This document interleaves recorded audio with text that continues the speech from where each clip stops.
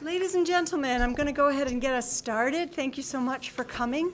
I know there are going to be probably people that are going to be entering during Lucas's talk. Unfortunately, it conflicted with a 1L exam, and there are some people who really wanted to come. So I think if they're not totally brain dead, there's going to be a burst of people a little bit later in the middle of the talk. But let me introduce myself. My name is Lisa Schultz. I'm the co-director of the Terence J. Murphy Institute for Catholic Thought, Law, and Public Policy. And the Murphy Institute is a joint venture between the law school, where I teach, and the Center for Catholic Studies. The co-director from the Center for Catholic Studies is Chris Thompson, and we have the director of the Center for Catholic Studies, Mike Naughton, with us today, and his lovely granddaughter, Sienna, who's just gorgeous. I'm really... And his daughter, Poor Claire, who was about to head off to Sierra Leone. Leone to work for Catholic Relief, right? Okay, so probably could give us all another lecture some other time, maybe when she gets back. I'm just extremely pleased to welcome back Lucas Swanepoel, who is one of our proud alums. He was in the second class of students who graduated from the University of St. Thomas School of Law. We started over in a couple of rented classrooms in Terence Murphy Hall and was able, though, to graduate in this fine building. Lucas has done some amazing things since he left the law school. He worked, first of all, for a legal attaché for the Permanent Observer Mission of the Holy See to the UN for 8 years, and then worked for the USCCB, Office of Governmental Relations, for about 2 years, and now is Vice President of Social Policy for Catholic Charities USA. Lucas embodies the kind of lawyer that we dream about graduating from the University of St. Thomas. And he's going to be spending some time today sharing with us what he's learning about the situation of refugees worldwide through his work with Catholic Charities. And we're extremely lucky to be able to have and welcome Lucas. Right. Thank you.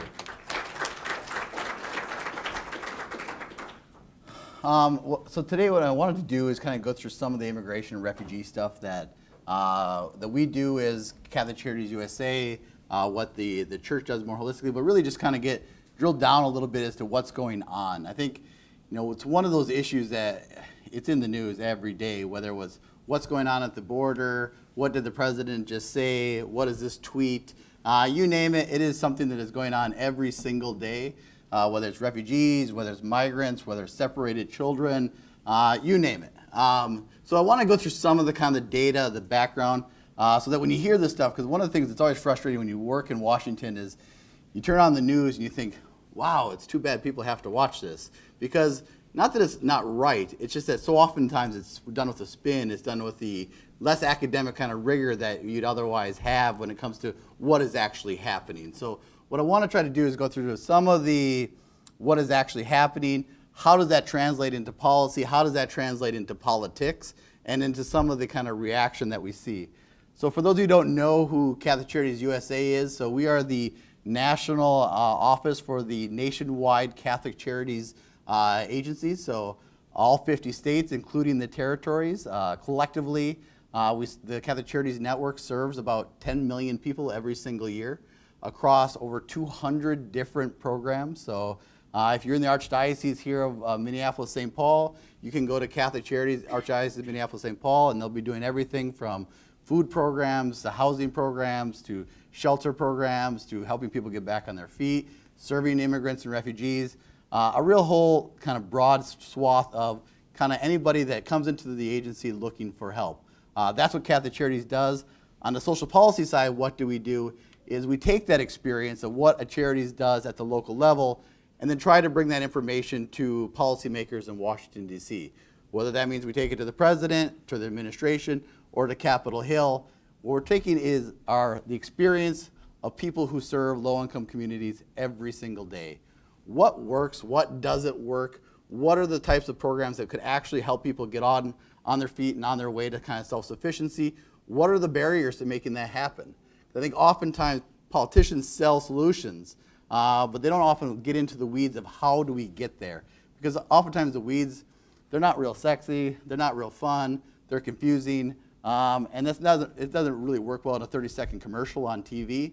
So you need to get a little bit deeper. And so what we do is to try to bring that experience of the Catholic Charities agencies to Washington on a whole host of issues. So really, you name a social service program, we're probably engaged in it in some way.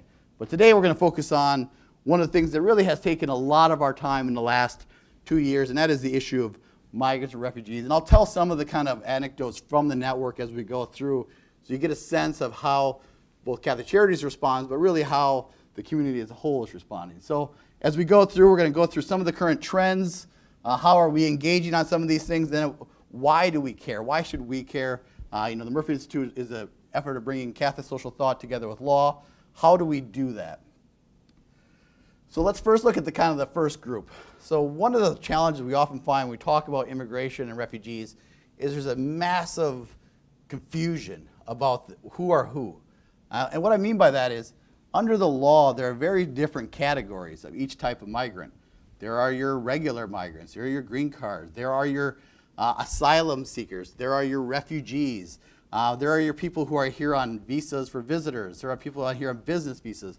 All of them are technically migrants, but they all have very, very different rules as to how they get into this country, how they stay in this country, and then how do they contribute to this country. Well, one of the big parts of it, particularly in this case of what Catholic Charities does, but also as a matter of what has happened in the last couple of years, are the issue of refugees. So who are the refugees around the world? Well, collectively, we're looking at about 68.5 million people have been forcibly displaced globally. These are people often, you turn on the news, you see refugee camps. These are often people you would think of as the typical refugee. It's 25.4 million people are seen as refugees. 40 million people are internally displaced people. So again, these distinctions. You have a refugee who are people who may be looking to go to another country, but you have oftentimes people who are displaced within their own country. We have that even here in the United States. When a hurricane happens and homes are destroyed and they're displaced to New Jersey or wherever they might be living with a family member for 6 months, these are IDPs or internally displaced persons. Around the world, often these are people who are in conflict settings, moving to other parts of the country, still in the country, but not in their current homes. Then, of course, 3.1 million asylum seekers. The difference between refugees and asylum seekers: refugees are people looking to move to a third party to stay. Asylum seekers are individuals coming to, often in our case the United States, coming to our borders asking to stay in that country. The rules are often very similar, but the process is very different. So that's kind of the refugee population, but then we have the migrant population. Those people who are coming across the border for a whole host of reasons. We have 1.1 million people every year who receive a green card, or also known as legal permanent status, or LPRs. These are your typical people who came here, they're staying in the country, they either married somebody, they have a family, whatever it might be. They're coming here, they have a green card, and now they have the ability to stay in the country. They're not citizens, but they do have long-term status. The second piece are those people who become citizens every year. In our American process, you become oftentimes a green card holder, then after a number of years, you have the ability to petition to become citizens. You don't have to. Many people live their entire lives on a green card status and never actually transition to citizenship. But we also have 181 million non-immigrant admissions. So these are people coming to the country, but they're not technically migrants. Why are they not technically migrants? Because they don't intend to stay long-term. That is the distinction between what makes somebody a migrant versus somebody who is a visitor or a temporary visitor or tourist. So you have tourists, you have business visitors. Some of those people stay for a fair amount of time. You have temporary workers in their family. These are people who maybe come on a work visa for a 2 to 3 year time period, can stay for a short time, but are not eligible to become green card holders or stay in the country long term. So that gives you a sense of what we're dealing with, who are coming across our borders on any given day, week, or year, who are the types of people looking to come to our country, and who are impacted by it. So how does that reflect over time? Because I think oftentimes numbers don't mean anything unless you see it in context. So 65 million, is that a lot? Is that a little? Well, here's some of the trend numbers to give you a little bit of a sense. These are some of the displacement trends since 2007. As you see, we have throughout the last, particularly 4 or 5 years, an uptick in IDPs in particular, continued increases in refugees, but overall we see a general upward trend of people who are coming as refugees, people who are displaced because of conflict, disaster, economic, sometimes violence. We see this general uptick around the world. Where are they coming from? Where are some of the biggest Sources of this, well, Central African Republic, since 2013, about 1 million people are displaced.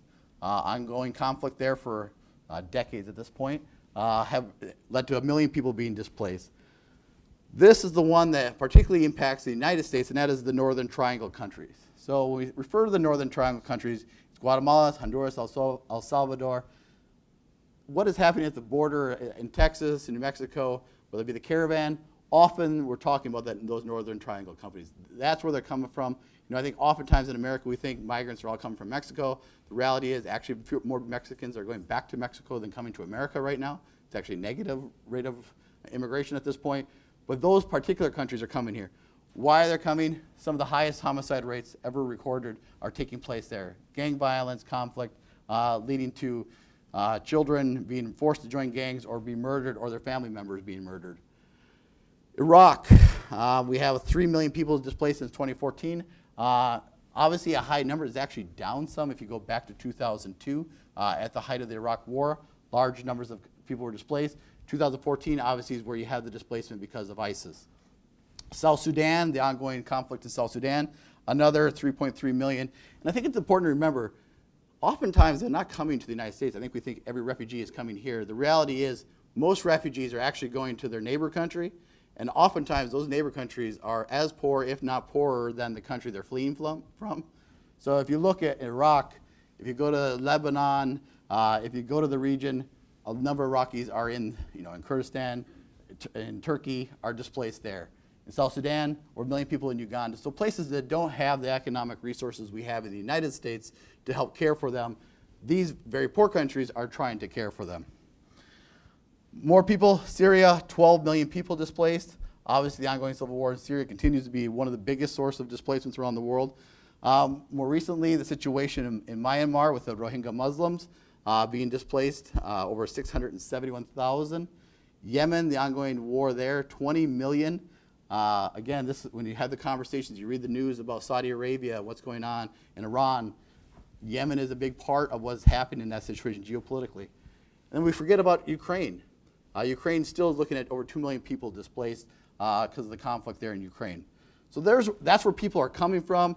As you see, it doesn't take much more than opening the newspaper to realize they're coming oftentimes from very tragic settings, very violent settings, and that is what makes them refugees come to the United States. So how do we respond? What is the American response? Are we stepping up? Are we stepping in? Well, as you see, this is the trend of refugee resettlement in the United States since 1975. Really since the creation of the modern refugee resettlement system, where I'll talk in a minute about what that system is, you can see what the America does. And the way it works is every year the president sets a cap or a number of the number of refugees America is going to take in. So every year people go to him and say, Mr. President, there's 65 million people who need assistance. How many will America take? Well, as you see over the years, those numbers have changed and evolved. And you see, and the types of populations have changed and evolved. So if you go back to the 90s, you have a lot of people coming from the former Soviet Union, which obviously if you know some of the refugee populations even here in the Twin Cities, you'll see that reflection. Then of course you get into the 2008s, all of a sudden you have a large number, that's the pink, of people coming from the Middle East. Increase in numbers coming from there. But you do see an ongoing trend, and the red is for people coming from Asia. So again, if you look at the 70s and 80s, the post-Vietnam, Laotian kind of refugee resettlement here in the United States, particularly here in the Twin Cities. But now we see the overall cap numbers. And this is the piece that, from an advocacy perspective, I'm going to talk about in a minute, really looking at these last 2 years. The last 2 years are the lowest in the history of the refugee resettlement program. Why? Well, the president has determined that he wants to set a much lower number, that we have too many refugees coming in, that we can't settle so many. So we have set the lowest resettlement numbers in the history of the program. So how does that reflect on a monthly basis? So they actually track this every single month, so you can actually track the moments these things hit. So we have the president coming in. Obviously, he ran his presidency on the promise of cutting back immigration and refugees. We're running 9,000, 8,000 per month of refugees coming in. 6,000, that's the month of the inauguration. To all of a sudden, boom, we're down to 913 in 1 month.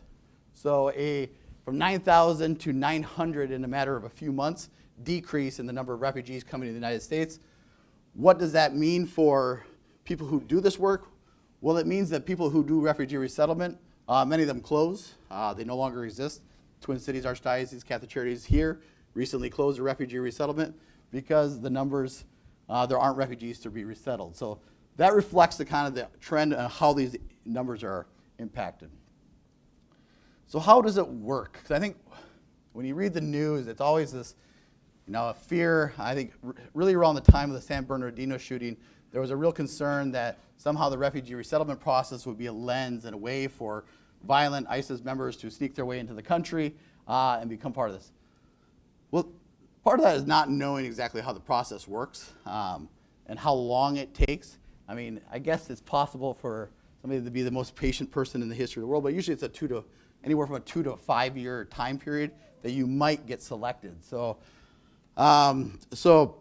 here are some of the process of what we know that they do. Does it work? Well, we know that they graduate high school at colleges at similar rates to people here.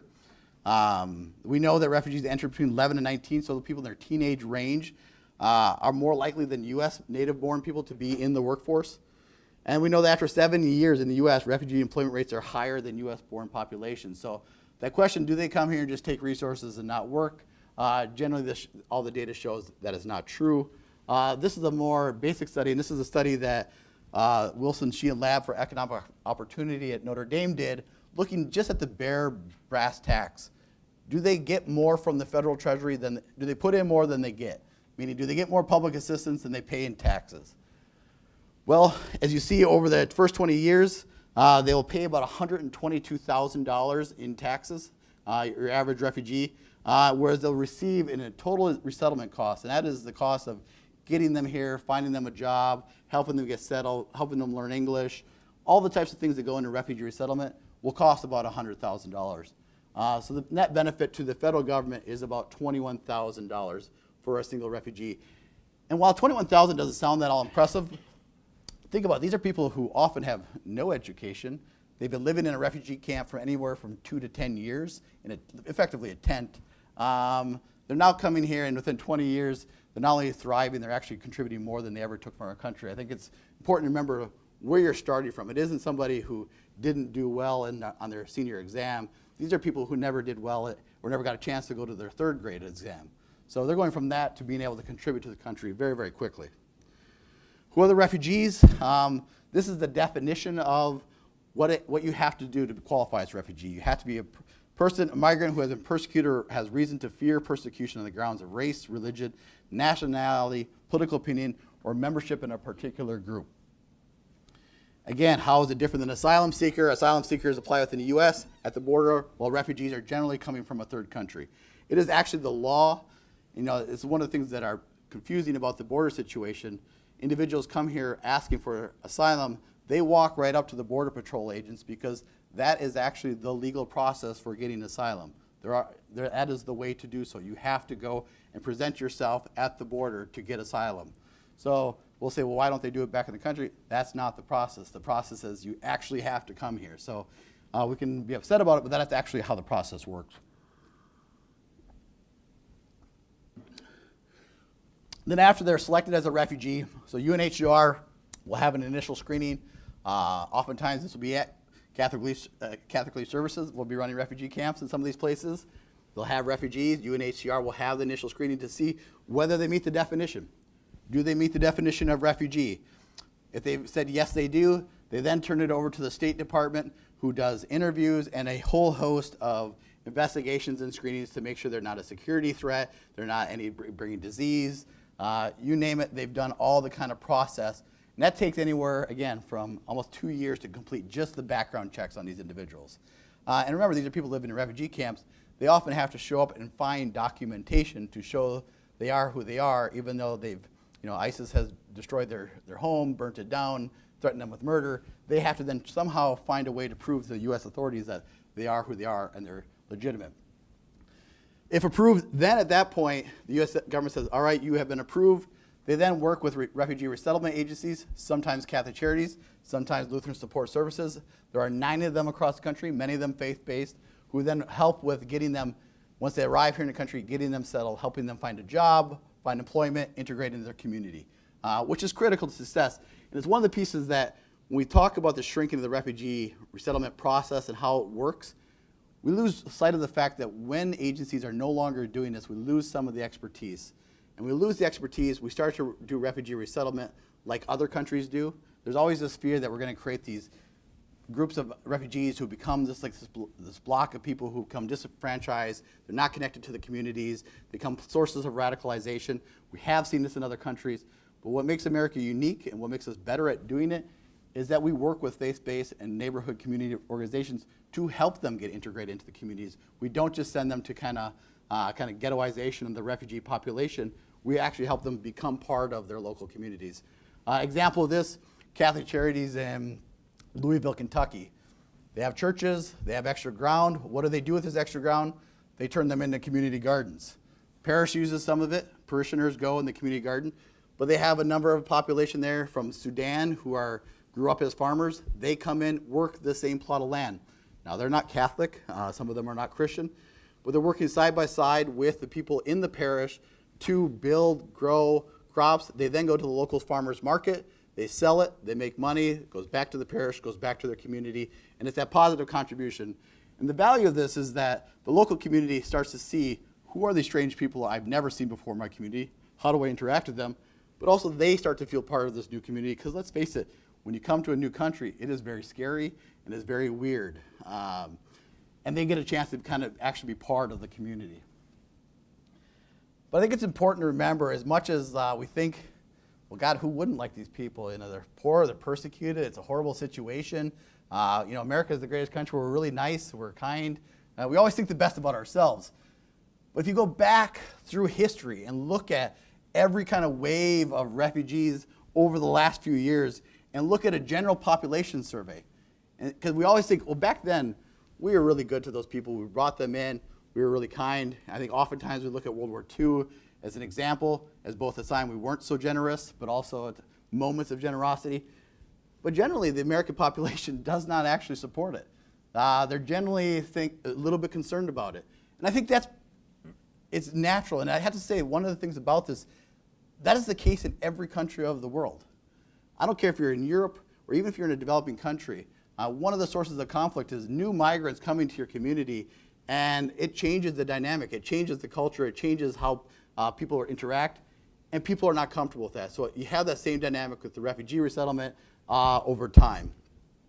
Interestingly, we have the one exception to that is Albanians. I guess Albanians were much more popular folks in the 1999. Good for them. So that's the refugee. That's what's happening in the refugee space. Now let's go to the issue of migration. This is a kind of chart. This just came out from the Brookings Institution a week or two ago about the foreign-born share of U.S. population. Right. So this is looking at the percentage of people who are in this country who are foreign-born. Well, we obviously see in the late 1800s closer to 14.5%. Right. Probably many of you in this room, anybody from the Midwest, a lot of your families are coming in during that time period. High levels of migration. We then see a large downtick as we impose quotas and a number of immigration laws in the early 1900s. And then finally we start to see an uptick in the late 60s and 70s. Well, that must be, we got really generous about migration, right? We opened the doors and let everybody in. Well, part of it, we had a few more migrants coming in. But part of it also is that we had birth decline of the native population dramatically change in the 60s and 70s. So at the same time that refugees are coming in at the same rate, native-born populations, meaning people, American citizens already here, are having less than a replacement rate of children. So if you have people coming in at the same rate and the same population who are here are not replacing themselves or having children at the same rate, they're going down, and this population is going up. So your overall ratio skews towards a higher foreign-born population. So you see the impact that not only does immigration have, but even basic things like demographics and the role of the family has in actually changing some of those numbers. And I think these are things that people don't talk about because we like to just say there's too many migrants or not enough. The reality is, if you look at places like Japan, which has very restrictive immigration laws, but also has very low birth rates, they have very poor economy because they don't have enough people coming into the economy to help replace the workers who are retiring and dying over time. So now just a couple of the major groups. For those who don't know, every time you hear any conversation about immigration, you're going to hear this term DACA, or you're going to hear Dreamers. These are often the groups of individuals who are the most politically popular. So who are DACA? Well, these are individuals who are brought here as children against the law. They crossed oftentimes the border, or they overstayed. Their parents brought them here when they were 2, 3, 5 years old. But now they've been in the country for 15, 20, 30 years. They're now adults, but they still don't have legal status in this country because they came as 2-year-olds, and they still can't work legally. They can't contribute to society. So most politicians and parts of society say, well, that's unfair. We shouldn't hold children responsible for what their parents did. The DACAs and the Dreamers, it's the only country they know. Some of them literally came as babies. It's the only country they know. We should at least give them a chance to get on their feet and have legal status here in the United States. That said, it hasn't been done. Every time Congress discusses DACA and whether we should do it, many of them agree we should. It often becomes a political trade-off for other more contentious pieces, which only ensures that nothing gets done.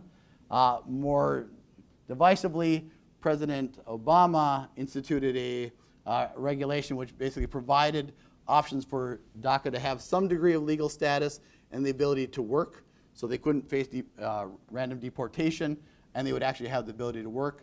President Trump, as I'll discuss in a moment, he rescinded that executive order. The federal courts then stepped in and said, no, you can't rescind that, and that is working its way through the federal courts as we speak. So tomorrow, I could go to the Supreme Court, and they could decide, you know what, that executive order is not legal, and you have approximately 1.3 million individuals who would immediately lose their ability to work and be in this country in a legal status. That's just the DACA population. Again, people who were brought here as children and now are adults. The wall. The wall is a big part of our conversations in Washington now, often because it's, newsflash, if you're some issues on December 21st, likely government shutdown. I'll be very shocked if they can find a way to resolve the differences. And I just heard from Ron, who's on our team in the back, that it didn't go well, the conversations today. What I mean by that is, by the 21st, the federal government has to come to agreement on a number of their programs. I mean, they got to actually decide, here's what we're going to spend. This is their budget for this year. Politically, this becomes the moment, because they have to do it by this deadline. This becomes the political moment to ask for additional funding for the wall. Democrats thus far are saying, no, you're not going to get any more money for the wall. President Trump is asking for $5 billion for the wall. If they can't get agreement on that point, we lead to a government shutdown around the 21st, which then becomes, how do you get out of the government shutdown? What are those programs that are impacted? Of course, if you're a federal employee and you work in one of those agencies, oftentimes you're expected to continue to work and not get paid. You may get paid after the shutdown is done. But again, a lot of folks aren't real big on not getting paid over Christmas time. So the wall. Well, one of the challenges about the wall, if you look at, so you get a sense of what the wall is, and I think part of the challenge from a optic sense is, what does a wall look like? I think we think of a wall, you think of some big barrier. The reality is, at the border, it's a combination of things. Sometimes it's big barriers, sometimes it's fencing, sometimes it's wires, sometimes it's literally just things blocking the road. It's a whole host of different things that they use, because the cost of building a wall that big a distance is astronomical. The other piece that people don't talk about is American citizens own that land. So any place the federal government wants to build a wall, they're going to have to pay the individual to take their land, or they're going to have to go through a court process using eminent domain and seize the land from the person who does own the land. Also not very popular. So a number of the people along the border wall, they're not real keen on having their land seized to build a wall. They're objecting to it. So you have these long court processes. You have all these steps that have to happen before you even put a shovel in the ground to begin to build a wall. But first, you have to have money for it. And that's where the political fight currently is should there be an additional $5 billion in spending? Last year, they appropriated an additional, I think, $1.5 billion to begin at least assessing the wall. They haven't even spent that money yet, so the question is, if we give $5 billion more, is that a waste of taxpayers' money, or will it actually go to building this? But at this point, if we're looking at it, it isn't so much about the walls, it is the political question at this point, and that's often, sadly, the case in Washington. It's not so much the policy or the people, it is the optics or the politics. Is that one named after you, the Luke one? Yeah, that's how good we are. Like, we make sure we get our names on things. Yeah, it's a really pathetic looking wall, sadly. I couldn't even get a good one.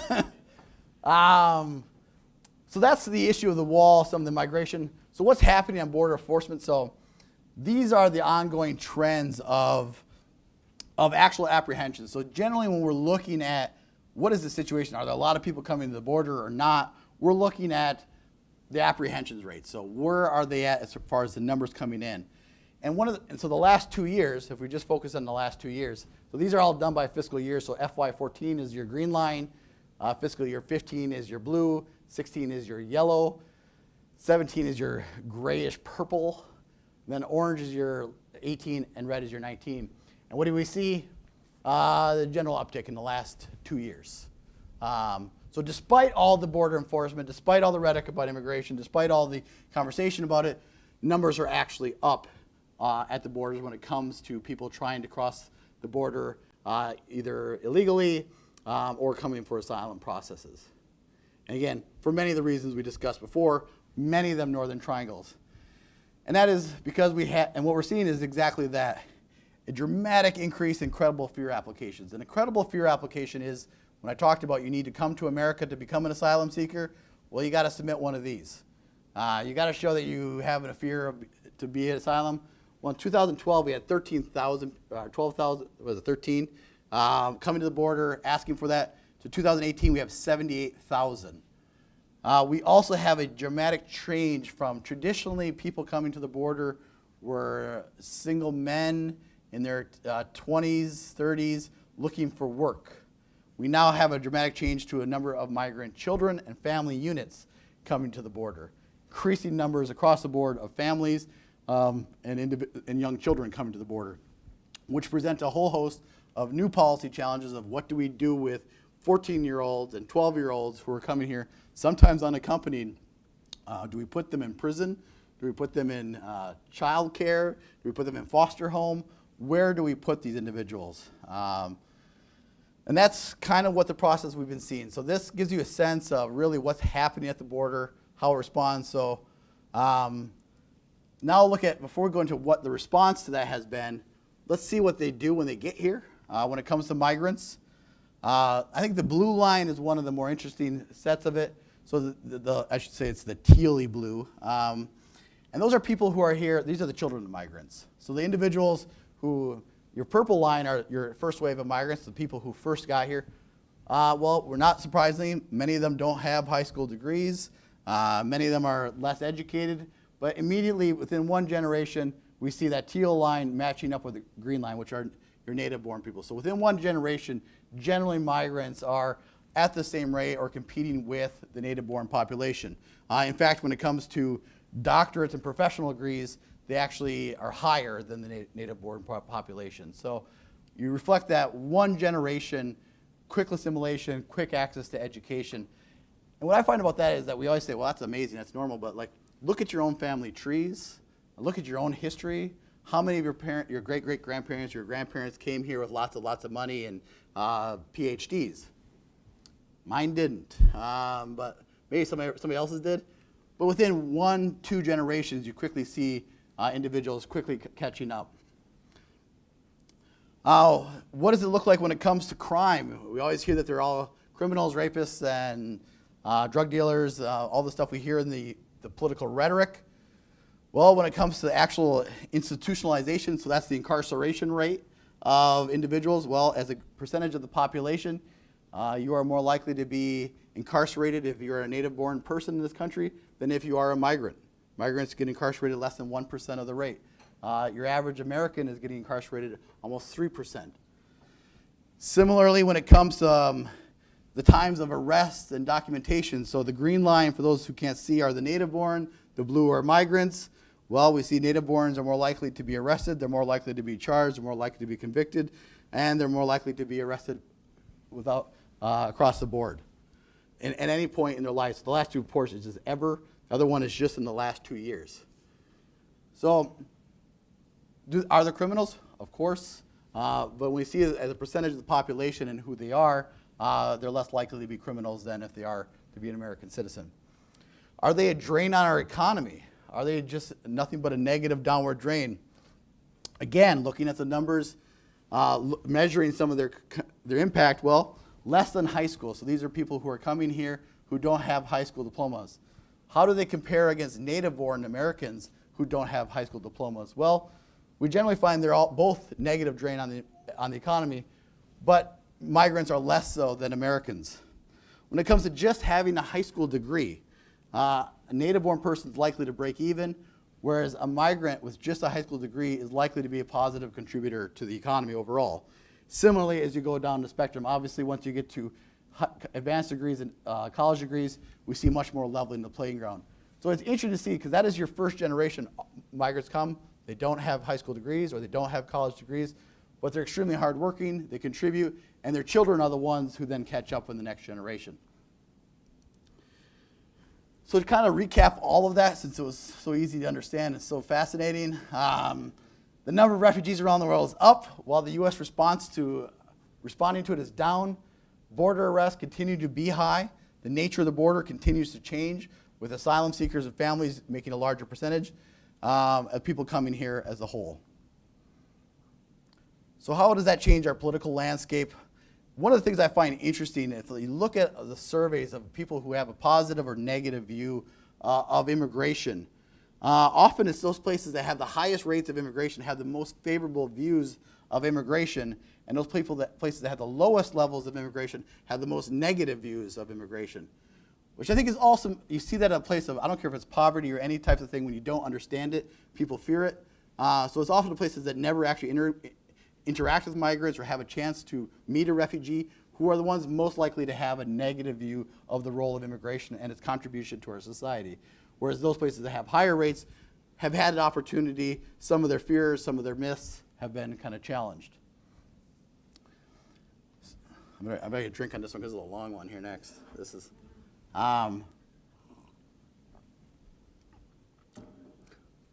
so that's just the data. That's what we kind of know is happening.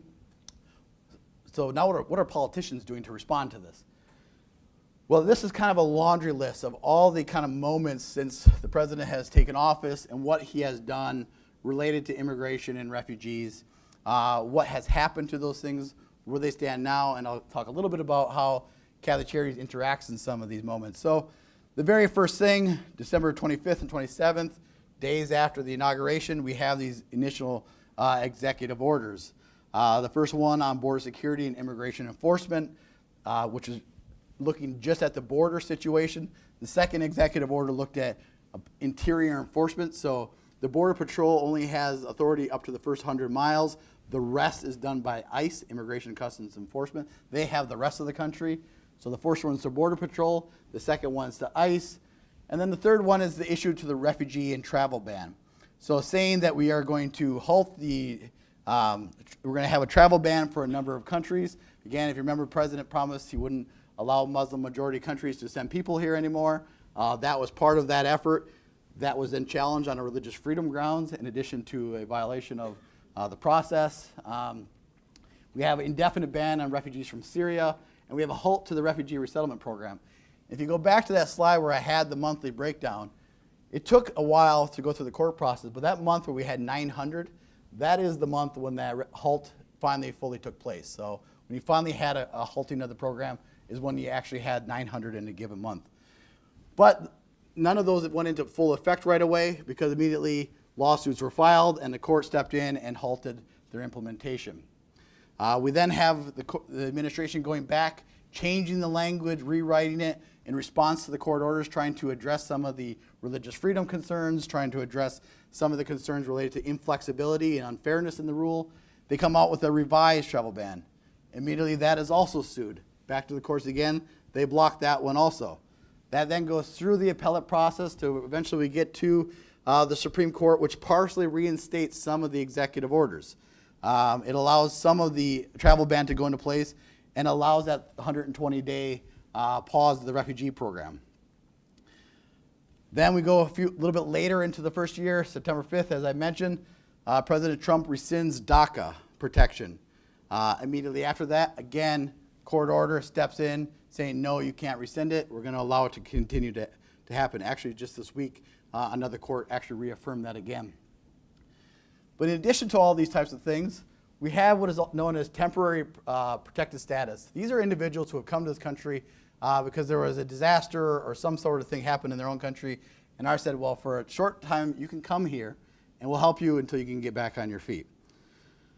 At that point, the administration started to look at all these various temporary protected status and started rescinding almost all of them. So these are people in this country now, here in a legal status, been here for a fair amount of time, and now we're rescinding them. So we rescinded the first one for South Sudan. We then go on to Northern Sudan, Nicaragua. We have a short more extension of Honduras, the Haitians, and those are the number of people impacted by each one of these. So when you start to add all the stuff, if you look at the number of people who lost legal status because of DACA and lost legal status from temporary protected status. So again, people who are here on January 1 of that year were here in a legal capacity with the ability to work following the laws, and by the end of the first year, no longer had that legal ability or that legal ability was put in jeopardy. We're looking at over 1 million people that could be otherwise, if this were allowed to be put in place, forcibly removed from this country. So it gives you a sense of the number of people impacted by this if the court hadn't stepped in on a number of these. Again, we have a few more TPS of El Salvadorians. Now we have the court stepping back in, protecting DACA, keeping it going. But then earlier this year, we have the Attorney General Sessions announcing, as a matter of policy, we are going to separate every family unit who comes to the border. Traditionally, what had happened, if a family unit, meaning a mother with a child, came, they were taken into custody by Customs Enforcement. They were then given a court date, and because under the Flores Agreement, which I'll mention in a second, children were not allowed to stay in prison for more than 30, I think it was 20 days. So because they couldn't keep a child in prison for 20 days, and it wasn't real smart to let them go without a parent, traditionally what they did is said, all right, we'll keep you here, we'll process you, and now parent and child, you're allowed to go, show back up at your court date. What that order did was saying, we're no longer going to let them go. Instead, what we're going to do is keep the parent in prison, and the child's going to go off until whenever the court date happens. And that is the moment we had the child separation. So we had almost 1,400 families where the parent was put in prison, stayed in prison, while the child was sent off to places to care for them. Sometimes, in 4 of the cases where these children are sent, are Catholic Charities agencies. So we had individuals who were coming to Catholic Charities agencies. Some were a few months old, were babies. Their parents were in jail. Now they were thrust into the care of Catholic Charities who were to look after them. Many toddlers, infants. So we had this dramatic increase, and all of a sudden we're caring for all these children. We're trying to find foster care for them. We're trying to find foster homes for them. And of course, with that comes the cost and all the challenges of doing so. We then have the executive order ending the automatic family separation. So obviously public pressure got so bad, people thought this was a terrible thing. We had the images of children being pulled away from their parents. The president changes his mind, puts an end to the kind of automatic separation of families. Now that does still go on. There are still places where family separation happens. Sometimes it's because the parent may be seen as a threat to the child. Sometimes they can't verify the relationship between the child and the parent. So it still goes on. It's just that it's not as a matter of policy for every single person that they pick up at the border. Later now we go to September 24th. The president sets his new refugee cap at 30,000, a cut yet again from the previous year. So last year we set the record. We set it again this year for the newest, lowest record for refugee resettlement. And then finally is this issue of public charge. And this just ended yesterday. And it's one of these really kind of nuancy, weird things. It's a regulation of 470 pages of pure glorious boredom. But what it is, it's a change to the legal migration system. So we have all this conversation about people coming in undocumented, refugee, but these are people coming here who follow the rules, did it all the way we say they're supposed to do it, and we have a change to that rule also. And what that rule says is basically they want to ensure that anybody coming to this country is not likely to get on public assistance at any point now or at any time in the future. And they establish this big, long checklist of who they think are likely to get on public assistance at some point in the future. And if you go through that long checklist, 94% of all legal migrants to the United States would have at least one negative factor under the rule. So these are people who did it the right way. They sponsored a spouse, they sponsored a child. 94% would have a negative determination in their listing for legal migration, which puts them either subject to not being allowed to come into the country or facing removal from this country. One of the big pieces of that is if you're in this country and you lose your health insurance and suddenly you go on public assistance, that now becomes grounds for removal from the country. What does that impact Catholic Charities? Well, what happens is, and this has been going on for a year, any migrants who we come to our agencies for assistance now are all asking to get off of any public programs because they're afraid that if they get any public assistance, they're going to be removed from this country. But they still have housing needs, they'll still have food needs, they'll still have mental health needs. It's just that they want Catholic Charities to provide that for free because they don't want to go on public assistance. Who does it impact particularly? Healthcare. Individuals who are here in this country now lose their health insurance. They're going to hospitals looking for charitable care rather than having Medicaid pay for their programs, which means we're all paying for that because the hospitals are generous, but they're not so generous as to not ask for increases in insurance for everybody else to offset these costs. That regulation closed yesterday. We now are in the waiting period to find out what will be the final regulation. So why do we care? Obviously, it's a bit about who we are. I think it's the experience. I kind of put it in 3 buckets, and I'll walk through them: experience, kind of the service, but also who we are. So we're not just charities, we're also Catholics, so it's that combination of the two and bringing them together. Well, I think part of it is our experience.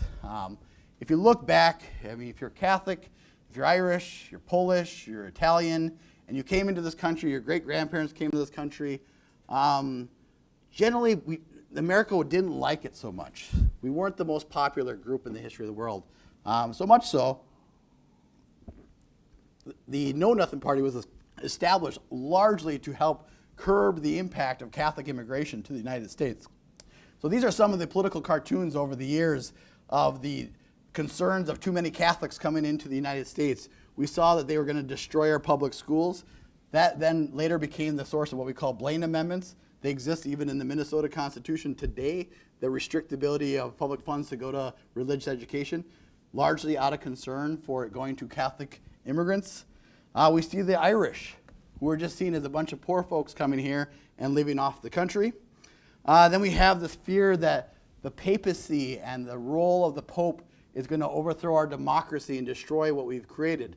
And there are some fascinating political, you go back and read some of the transcripts from congressional debates during these times, and what they say about Catholics and their impact and their contribution to society is often not very nice. So that's part of it. That was the experience where Catholic Charities comes out of this, and some of those laws are still in the book. And it actually came into what we saw as today's immigration laws. So we didn't have much for immigration laws. 1855, we kind of have this inspection process.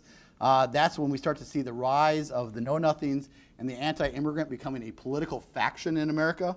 That leads to the Chinese Exclusion Act, which means no Chinese were allowed into this country. That was the law for the longest time. They were seen as too many Chinese. So if you're Asian, they later in 1921 made it even tighter as to who would come in. 1921 is the first real kind of creation of an immigration enforcement kind of program. It's where we finally move, and you saw that downward trend on that previous draft. That's when these come into place. That's when these quotas are instituted. And interestingly, they base it on the 1890 census. Why? Because that is before a large number of Irish and Italian came into the country.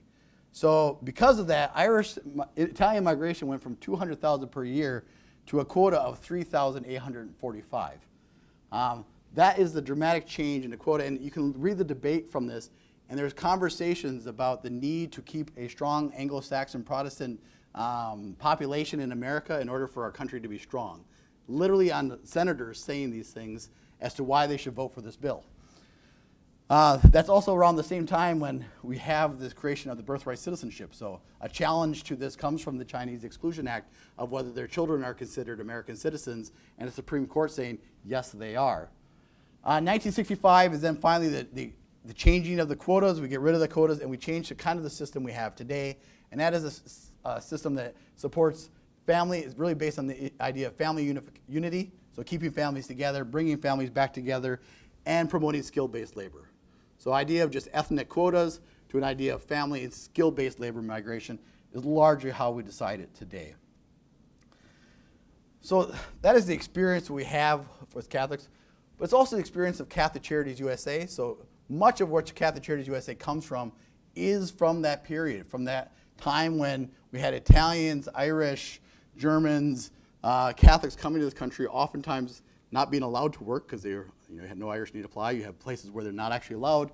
But you also have places where there are low-income people coming from low-income countries.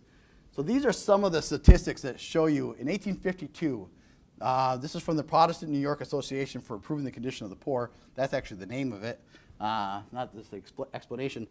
And they found that 75% of all of their public assistance went to Catholics. The 70% of people in almshouses were Catholics and 50% were criminals, were from Ireland. And that children of Irish were considered accumulated refuse. They also instituted this process of saving children, which was they'd go in and take children and try to convert them because that would keep them more positive contributions to society. It was part of how they thought they could make a better community. Well, the American bishops weren't totally not in the touch. They also were seeing this problem and this challenging. In 1866, the Catholic bishops, in one of their earliest kind of statements on this, said that they recognize there's a large portion of our own community that are low income and are people who are left on kind of needing assistance. That starts to give rise to the Catholic community saying, we have a problem, we need to come together to address it, and you start to have a creation of parishes, community groups to respond to these migrant communities. These things eventually evolve into diocesan Catholic charities and into a national movement of Catholic Charities USA, which was formally created in 1910 to serve these populations. So when we talk about why do Catholics care about this, well, how can we not? It is why we do what we do. It is a big driver of why we were created in the first place, was to respond to the needs of migrants. And one of the things that is interesting about, in 1865, as you start to see the Catholic social welfare system start to step in and get more involved, we start to create schools, we create hospitals. We actually see this, one of these first notions of kind of religious liberty and religious freedom in 1875, with the child protection groups of Catholics stepping in saying, you can't change the person's religion of who you're providing services for. So this idea that person comes to Catholic Charities, we don't provide them services because they're Catholic. We still recognize that they're not Catholic. We allow them to be not Catholic. We do it because we're Catholic, and that's what we do. And that's actually something they push for as a matter of law because they were on the other side of that equation for so long. They had their people being brought in and being told they needed to convert in order to change. So it was the Catholic community that said, this is not a responsible way to actually do social intervention. And finally, really just fundamentally as to why we do this, I think we have to remember, if you read the Bible and the scripture from the Old Testament and the New Testament, it is a whole lot of stories of people fleeing, running, crossing borders, getting killed. From the time of Genesis, he gets on a boat, rides it, ends up where it ends up. To Exodus, the entire point, Exodus would be the modern equivalent of an asylum seeker crossing a river. Granted, if they crossed the rivers like he did, I think we'd all just let them in, but the reality is, that's what they were. Today's land, that's what they'd have to be. When Jesus, he's told in the night to flee to Egypt, he's an asylum seeker, he's a family unit, going to Egypt, crossing borders to get away from people who are going to kill them. That is the story of Nicaraguans every single day who come to our agencies. We have actually a couple right now that we're assisting. They're brothers, and it's a remarkable story. Both they're in their late teens, early 20s. The one brother was shot by the gang violence in their country, and they were being told they're going to be killed if they don't join a gang. The other brother put his brother in a wheelchair and pushed him from Honduras to the United States. He was picked up by Border Patrol in, I believe it was New Mexico, or no, it was Arizona, and was brought to Catholic Charities Agency. So a brother who pushed his other brother 2,000 miles just so he didn't get shot and killed by gang members. They're now actually staying with the Dominican brothers in Chicago who are looking after them to say, because if they lose their court case, they go back to likely murder, but if they can stay here, they live. So it's real life and death consequences for a lot of these situations. Do people abuse it? Yes. But are many of these things really heartbreaking stories? I mean, what would it take for you if your child, your sibling, your cousin, your mother, your parent were facing murder, being forced to join a gang, rape, being forced to join a drug gang, or you had no options? What would it take for you to say, I don't care how bad it is, and I don't care how dangerous it is going to America, I'm going to get on a train, I'm going to walk my way to America? What would it take? That's what these people are doing every single day. Unfortunately, it's by the tens of thousands. But also, it's in our catechism. So like if we can get more fundamental, it's directly in, this is only one, there's a number of actual chapters of the catechism of what we say we believe, and that is that we have a responsibility to care for these people. And then looking to how do we say as a response, what is our kind of holistic way? Well, we recognize that persons have a right to stay in their own country. We have an obligation to help countries get better. People in Honduras should not have to flee for a better opportunity. That's what Catholic Relief Services does. That's what agencies do around the world to make the situation better so they can stay there. But if they have to migrate, that they have the ability to support their families. But at the same time that we have a system of border, we have a system of controls, we have a refugee process, we have an asylum system, that we actually have a legalistic system that takes us on. But more fundamentally, that we recognize they're all people that we should care for, they all have human dignity, and we should treat them as such. And I'll end with just this last bit, and this is from Pope Francis kind of addressing this issue. I forgot how to turn it on. Here we go.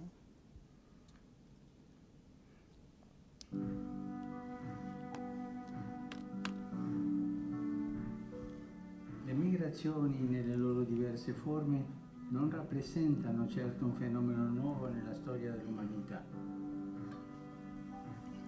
Esse hanno marcato profondamente ogni epoca, favorendo l'incontro dei popoli e la nascita di nuove civiltà.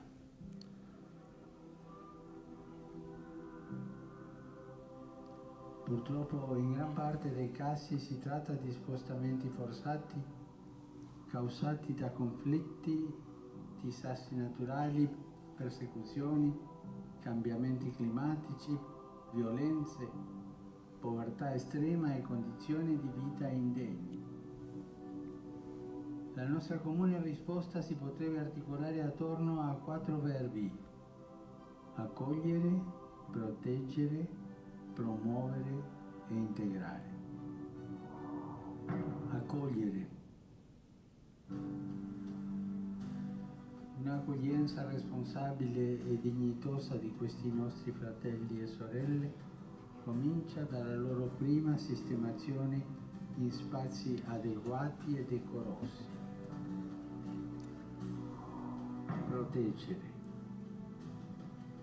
Parliamo di milioni di lavoratori e lavoratrici migranti e tra questi particolarmente quelli in situazione irregolare, di profughi e richiedenti asilo, di vittime della tratta.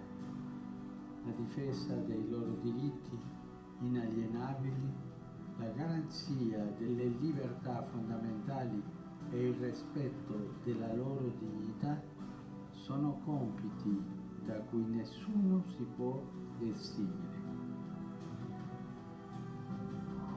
Promuovere.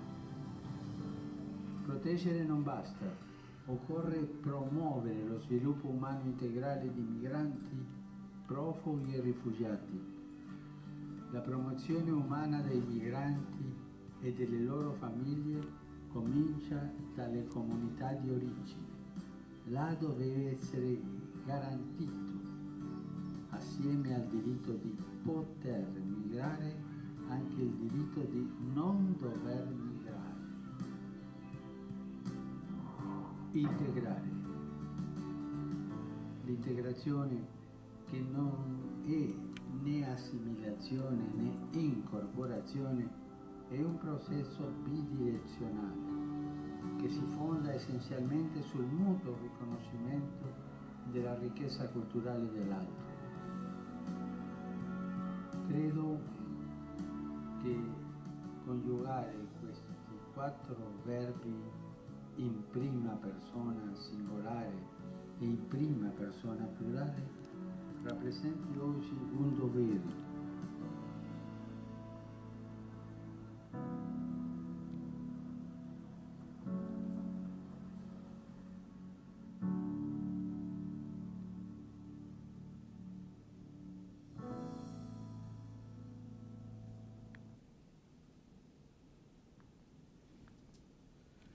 So that's why we do it and what we're working to do. I think we have time for some, how long, I don't know how long we're here for. I just stay until they tell me to leave, so, which is usually often. So if we have questions, we can do that. Yeah.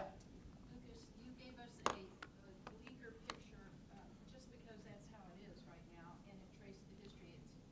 The only thing that gave me a sense of relief was the fact that this is part of the history of our country too, where it's been very punitive regarding outsiders.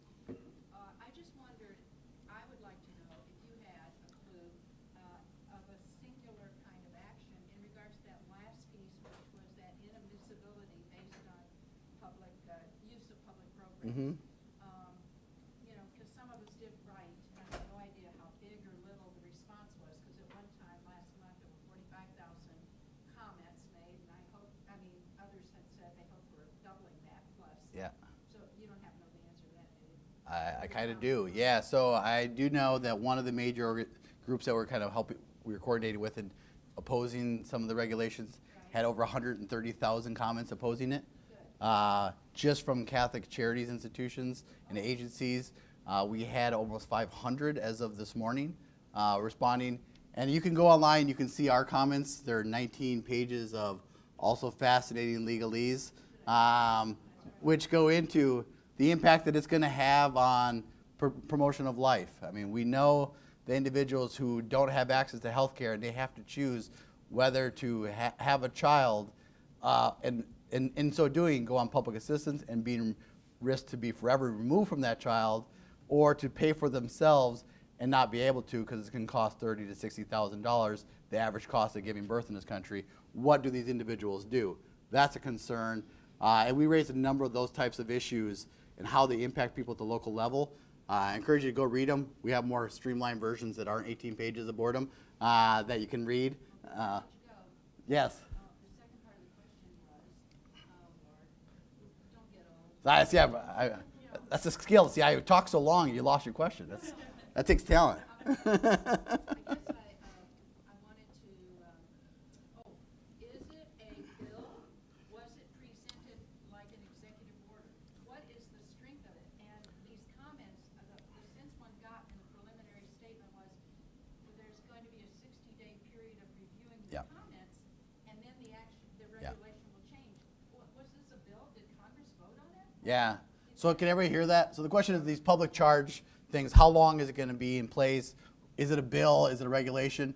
So what it is it's a regulation because what the law says is that you shall not anybody who's likely to become a public charge.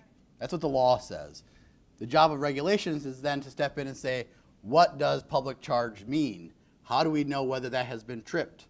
And up until today, generally we understood that and defined that as a matter of our regulations as somebody who is likely to get more than 50% of their money or support from public assistance. The new regulation would be if you get more than $1,000 in a year in public assistance. So dramatic change in it, and what it is just changing the definition of the term public charge. And that's a regulation that the administration can do as part of their executive function. And the way the administrative process works for, if you take admin law for students, is you go in, they submit a comment, they have so many days, they have to leave it open. There is a review period, at which point we get a final rule. They could withdraw the rule, they could amend the rule, they could change the rule. Part of what we do at this stage is to advocate for all the terrible things that's going to happen. One of the things that I think is unique about the public charge rule I have a whole presentation on that also. But one of the things most fundamental about it is there's a section in the rule that says we predict that this is the administration writing the rule. The likely impact of this rule is that it is going to lead to an increase in poverty, an increase in poor health incomes, an increase in there was a whole host of lack of education, economic instability, including for U.S. citizens. It says that in the rule. They actually predict it's going to have all these negative consequences.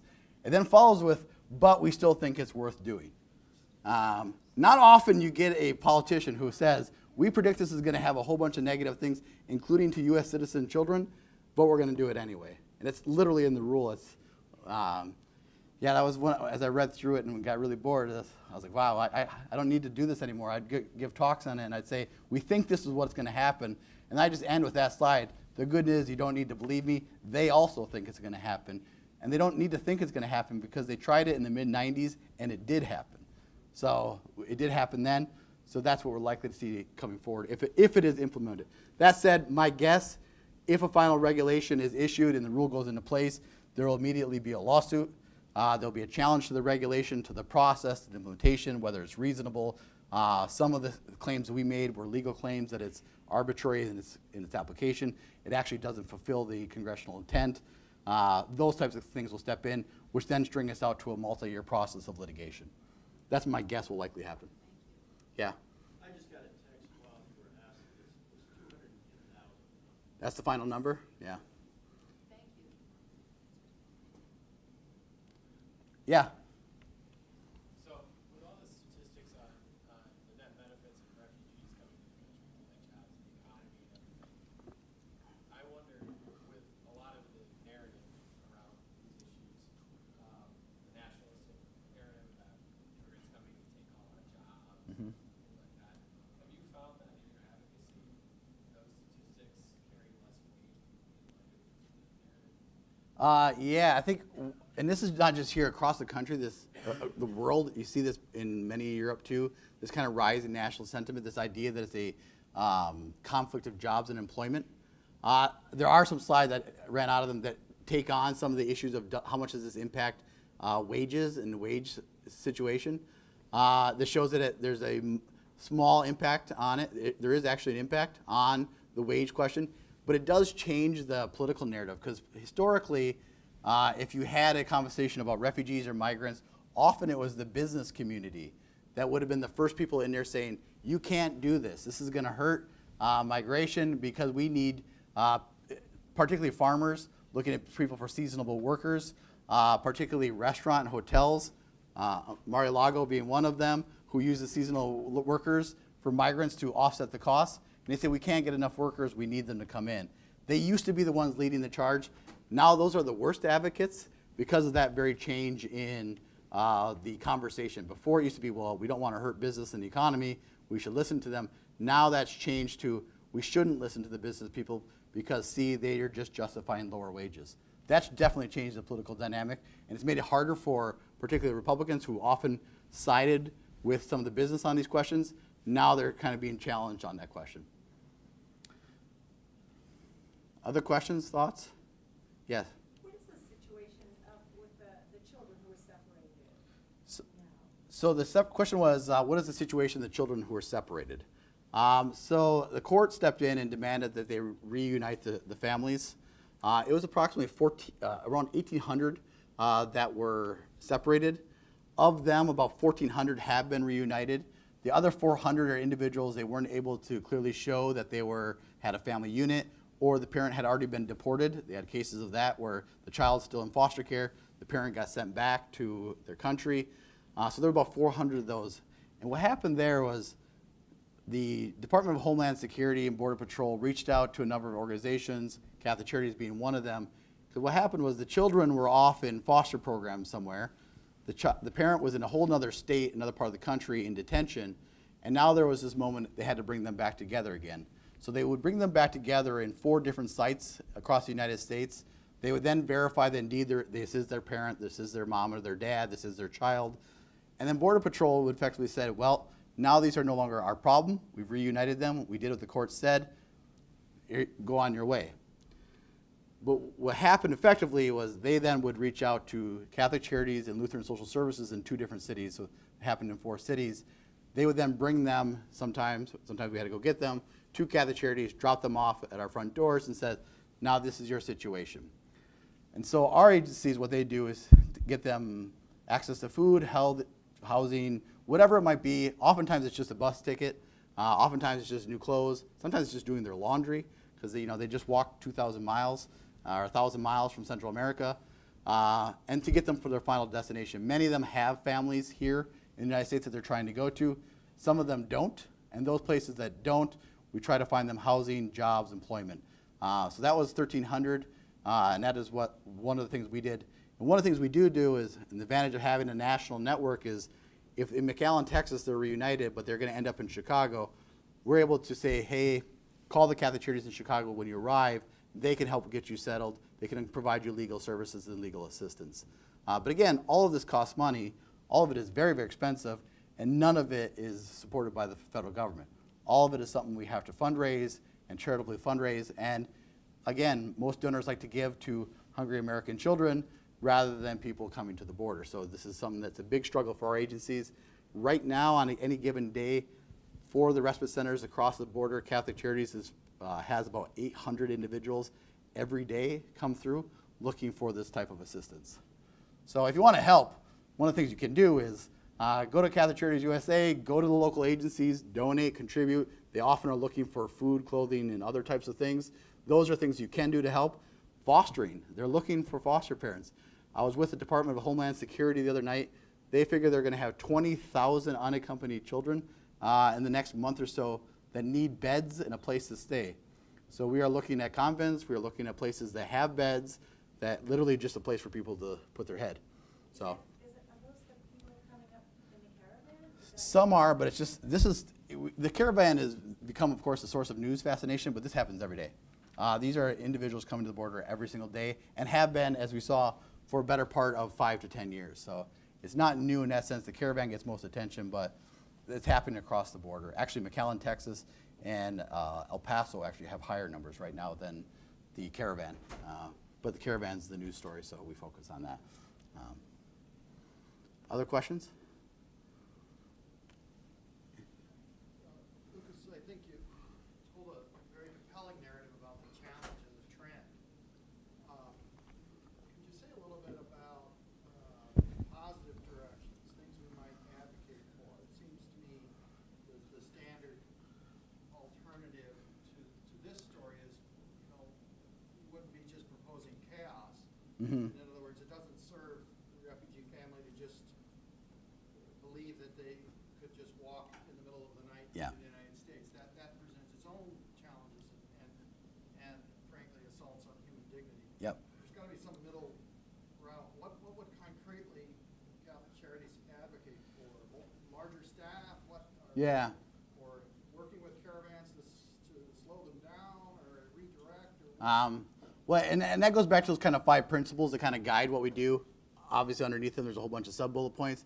I think one of the first things, particularly with the situation in the Northern Triangle, focusing on helping the situation in the Northern Triangle is critical. If you look at any immigration trend, I don't care if it's Irish, Italian, Spanish, German, it did not end or get fixed until the home country got better. And that is the situation across almost immigration. We can close the borders, but the need doesn't disappear just because we want to say we're going to close the door. So if we're going to do that, we have to focus on that. Unfortunately, we're also looking at proposals to cut global assistance and global aid proposed to these very countries, which is completely counterproductive. If you don't want to have the problem, you want to address the situation, we should be supporting fixing the political, economic situations in these countries, because it's far cheaper to do that than it is to try to care for tens of thousands of children coming every day, because it is a fundamental challenge for these parents who are walking across, putting them in great jeopardy in so doing when they could be able to stay there. So I think that's probably the first step, and I think it's one we have to focus on, because we like to say we want to help America, we don't want to help them. But helping them is helping us. If we want to have an orderly, safe immigration process, we have to do both. And politicians don't often talk about that. They talk about one or the other, and they don't recognize the linkage. I mean, President Bush, one of the things he did see oftentimes was talking about this when it came after 9/11 was the need for global assistance, particularly as a national security interest. And that got people more interested in it because we saw it as a way to, try to combat terrorism, but we also can see it as a way to combat just general immigration concerns. So I think that would be the one. There are a number of tweaks you can make to the asylum processing. You could have asylums be allowed to be granted in country. You could have the process be easier. You could have the refugee process be more streamlined. You could encourage second country resettlement, meaning in Mexico. Unfortunately, Mexico is as dangerous in many of these places as where they're coming from. You can address the coyote network. So these are the people who come through the process. We have to remember, like, most migrants who come here in the United States, it's not like I think we have this glorious notion that like somebody picked up their bags and they just started walking and they went. That's not how it works. Usually you picked up your bags, you had to pay a bunch of drug lords and cartel members in order to give you protection and allow you to get there, because if you didn't, they murdered you. So if you tried to cross the border without paying your dues or cartel tax, you got murdered. So when you see these mass graves oftentimes in Mexico, these are often immigrants who didn't pay their bills to the trafficking network. So I think the situation in Mexico has to be addressed if we're going to make it long-term fix. Are you aware of any bills or efforts among the parties to sort of come to some brokered agreement? That is, if you're going to get your wall, we want to increase staff to process, et Yeah. cetera, et cetera? So that is exactly the debate every single time. So and I'm guessing it will be again the debate on the 21st. You get wall, we get fixes to DACA, we get protection for DACA, we get changes to the asylum processing, we get more judges so that you can process them faster so they're not waiting 6 months to a year to get their first court date. There are a number of changes you can make in the kind of domestic processing plant that come up every time. Problem is every one of those pieces another group dislikes. So Democrats might like the DACA protection and they hate the wall, but these people hate the DACA protection. So you have this trade-off, which they came to Congress, they voted on it twice this last session, and they both failed. Compromise efforts. Senator McCain had a compromise effort. They tried a House compromise. Both of them failed because the kind of two extremes of the party both walked away. That's one of the challenges. I think ultimately it's going to be a compromise. But actually getting politicians to compromise in today's landscape is getting harder and harder. And that's where the rhetoric doesn't contribute. Because when you get into the game of rhetoric, it's not about compromise. How can you compromise in something that you just spent a year declaring are horrible, horrible, horrible, or wonderful, wonderful, wonderful? How can you compromise on that? You look like you're a liar, you're not truthful. But the reality is that's what needs to happen. There needs to be a compromise. But to do that is very difficult for politicians right now. One more question? If there are no more, then I would, like to ask you to join me in thanking Lucas. But we think he's been away from St. Thomas long enough that maybe some of his It's true. maybe some It's of true. his I swag come is back for the wearing swag, off. So really. we wanna thank I don't have very enough purple much. stuff. Please join me in